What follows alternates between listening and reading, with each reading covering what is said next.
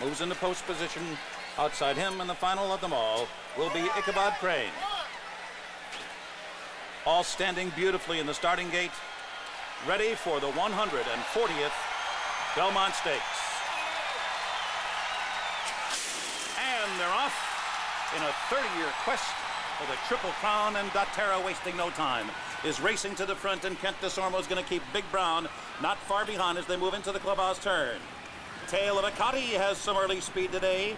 He's right up on the lead now, running in third position. Anak Nakal is surprisingly close.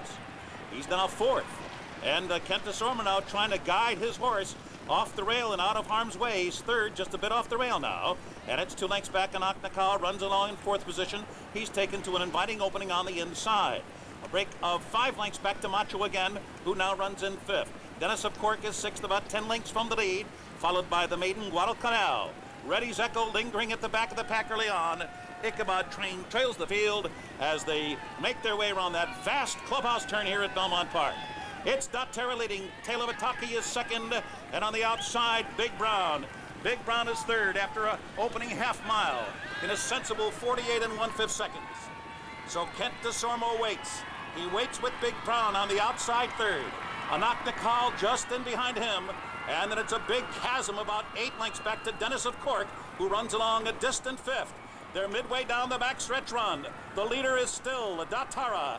Tail of Ataki right there second.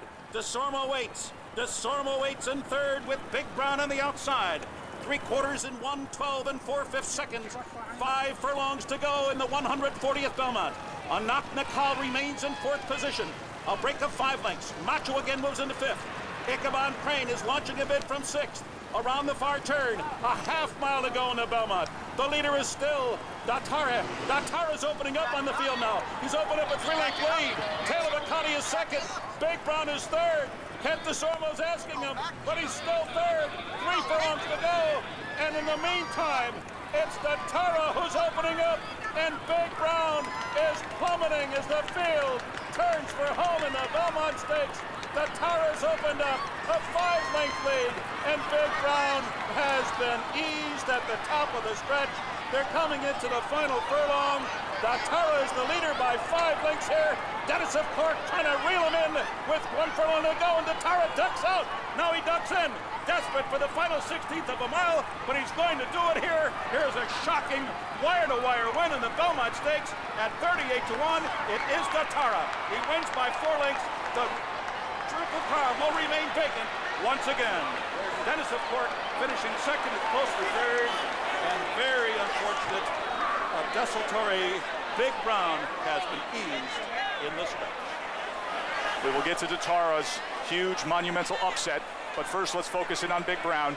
Eased up right near us here, Jerry, at about the 8th pole from in. Did you see anything?